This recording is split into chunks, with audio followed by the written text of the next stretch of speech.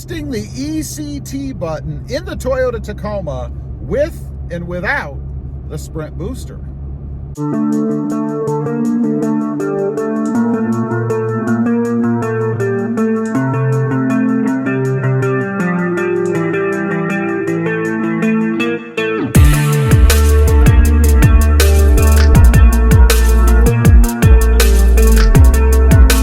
Good morning, everybody, and welcome back to RobMotive. That's right, today we're going to do a little ECT, that's right, ECT power test in the Toyota Tacoma. Now, this is a 2021 Toyota Tacoma SR5. I've done this test before on my 2018 Tacoma, but everybody raves about how much of a difference it makes and how much more power you get. So I thought we'd try it in this truck. I haven't used it yet, so this is the first time for me as well. Now, the view I'm giving you is right up the center here, so you can see when I activate it. Full disclosure. Now, one thing I do want to mention, I have Sprint booster on this truck, and it's enabled. I use it in Race 9. So, or Sport 9, I'm sorry, Sport 9. So I'm going to go ahead and turn the Sprint booster unit off, because I want to see how the ECT button feels, or the function. So to turn the Sprint booster off, you just push a button until it goes off. Let's do that. There, right now the Sprint booster is off. So we're going to drive for just a minute. I want to see what the truck feels like. Give me a little idea of what it was before the Sprint booster. Laggy and slow, that's what it was. So we'll take a quick spin. Looks like through a bunch of mud. I don't know if you guys can see through the front windshield. Probably not, because of the glare from the sun. But it's a little wet and a little muddy back here. I don't know why. It's just a road, but it's an off-road, if you will, or a road that hasn't been built on yet. So it looks like we're doing a pretty good job of dodging the mud puddles so far. I don't want to get my truck all dirty, but we're going to come to a straightaway here in a minute. I'm going to take a left, and then I'm going to engage the ECT button, and we're going to see if I can feel any difference. Matter of fact, I'm going to do it right now. Here we go, right here. ECT power is on. It's lit up on my screen, so we should be good to go. I have a van coming right now, so we have to wait for that to go past. And then we're just gonna hit the straightaway, give it a little bit of gas, see how it feels. So here we go. A little bit of a bump there. Okay.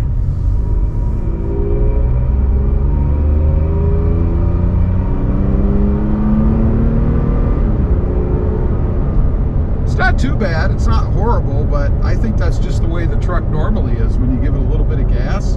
I will turn it off once we make this next turn, just to see how it feels with it off. Now, in case you're not familiar, the ECT button is the electronically controlled transmission. What it's supposed to do, it's for towing purposes. That's the whole point of it. And it's supposed to hold the gears longer to improve performance when towing. Let's see, we've got more traffic. Why is it always when I want to make videos there's traffic? What are these people doing? So I'm going to turn the ECT off now. There we go. It's off. It's disappeared from my screen. And I'm waiting for more traffic. So again, I do have the Sprint booster turned off. I will be turning it back on here towards the end of the video, just to see what the truck feels like in comparing the ECT button to the Sprint booster unit that I have on the truck. Look at all these cars coming. Now we have a semi coming. Wow, it's like I've moved to the city. Okay, we're gonna hit it here. Here we go. ECT is now off.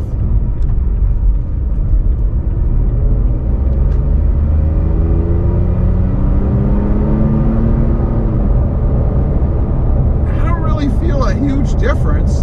I'm gonna go ahead and put it back on. Here we go. ECT is now back on. Let's give it a little more gas.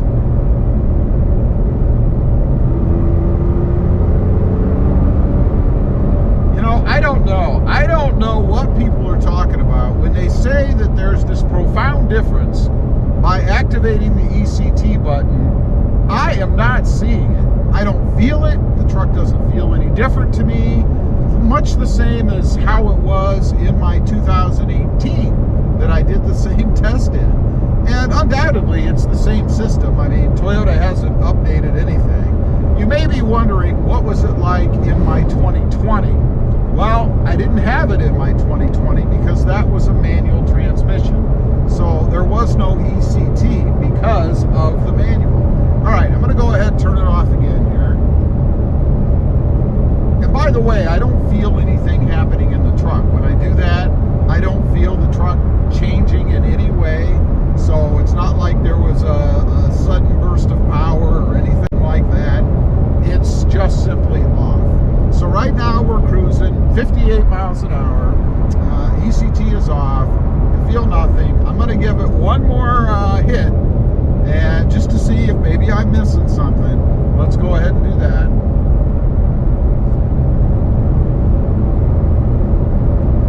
I don't feel it. Again, I don't feel it. I don't know what people are talking about, but I don't notice it at all. I notice nothing with the ECT button. So, next up, as soon as I can get to, I think I'm going to come to a stoplight here. We're going to go ahead and turn the ECT power button off. I'll do that now. And I'm going to go ahead and turn the sprint booster back on. And remember, if you're going through the paces with the sprint booster, you should not have your foot on the accelerator. Let's go ahead and turn it back on.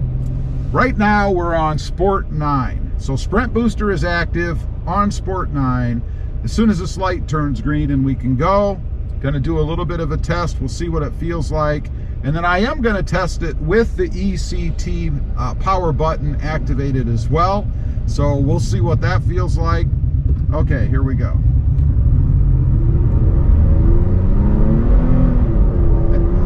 You can probably hear it in the truck itself. It's just a much quicker oomph. So when people get on and they talk about, well, I have the sprint booster, the ECT does the same thing, I'm guessing they've never had the sprint booster, so they don't know what they're talking about, because that's simply not true. The sprint booster eliminates lag. The ECT button is supposed to manipulate the transmission somehow. Again, I don't notice any difference with the ECT on under normal circumstances. Now we're just cruising down the road. I'm going to go ahead and activate the ECT button. Here we go. Okay, ECT is on. Sprint booster is on. Really, the only thing I notice with the ECT active and the sprint booster, I'm going to turn it off one more time. I don't feel anything. But if I notice anything at all, it is that the truck seems to hold the gears a little bit longer. And that would make sense for towing purposes. You don't want it shifting down while you're trying to get going while you're pulling something, right? So that makes perfect sense to me as to why it works that way. But I don't notice any difference with the ECT button, either with the sprint booster off or with the sprint booster on. So, my conclusion, there is no difference in this truck with the ECT button on. A lot of people like to equate it to tow haul in the Tundra. Tow haul in the Tundra makes a profound difference. You can definitely tell it's quicker, holds the gears longer, just has a little more oomph. Definitely not true in the Toyota Tacoma. Okay, so that is my test. Again, I don't feel it. Maybe it's a placebo effect for people that say they notice a difference. I don't know, because I'm certainly not feeling anything in the Tacoma with or without the sprint booster. Leave a comment, let me know. Do you think it makes a difference? Have you noticed something profound in your Toyota Tacoma with the ECT button activated? I'd be curious to know. Also, real quick, I do have 2 additional channels. RobMotive FST, all about full-size trucks. And RobMotive JT, all about my 2020 Jeep Gladiator. Check them out, and if you're interested, why not subscribe? Don't forget to click that notification bell so that you don't miss out on any upcoming videos. And do me a favor, smash that subscribe button on the way out. Thanks for watching. Stay safe out there. Bye.